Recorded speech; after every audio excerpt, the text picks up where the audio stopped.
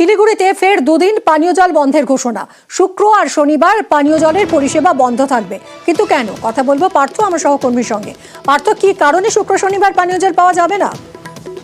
দেখো, একই তো মানে যত পরিমাণ জলের প্রয়োজন শিলিগুড়িতে তার থেকে কম জল এখানে সাপ্লাই হয়, এবং সেই জন্য কিন্তু বিকল্প একটি নতুন ইনটেক ওয়েল ইতিমধ্যে কিন্তু কাজ শেষ করেছে। 6,90,00,000 টাকা ব্যয় সেই দ্বিতীয় ইনটেক ওয়েলের কাজ সম্পূর্ণ হয়েছে। সম্প্রতি মুখ্যমন্ত্রী পাওয়ার সফরে এসে তার উদ্বোধনও করে।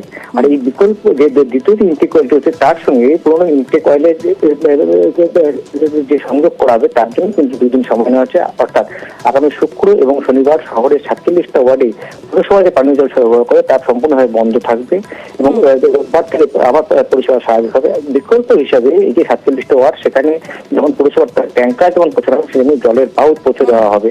আমরা জানি এর আগেও কিন্তু গত লোকসভা নির্বাচনের সময় প্রায় 7 থেকে 8 দিন কিন্তু শহরে জল কষ্টে ভুগেছিল শহরবাসী।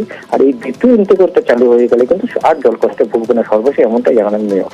আর এই 2 দিন পানীয় জল পরিষেবা বন্ধ থাকায় বিকল্প ব্যবস্থার আশ্বাস দিয়েছেন গৌতম দেব। আমাদের অল্টারনেটিভ পার্মানেন্ট ওয়েল মাননীয় মুখ্যমন্ত্রী 6.9 কোর্সের প্রজেক্ট পাইপলাইন, যেটা পুরনো ছিল, আর নতুন ওয়েলের মধ্যে এই পাইপলাইনে 2টো ভাল্ব সংযোগ করতে হবে, এবং এই সংযোগ করতে গেলে পাইপলাইন ড্রাই করতে হবে, নাহলে জলের প্রেসারে ওই ভাল্ব সেট করা যাবে না।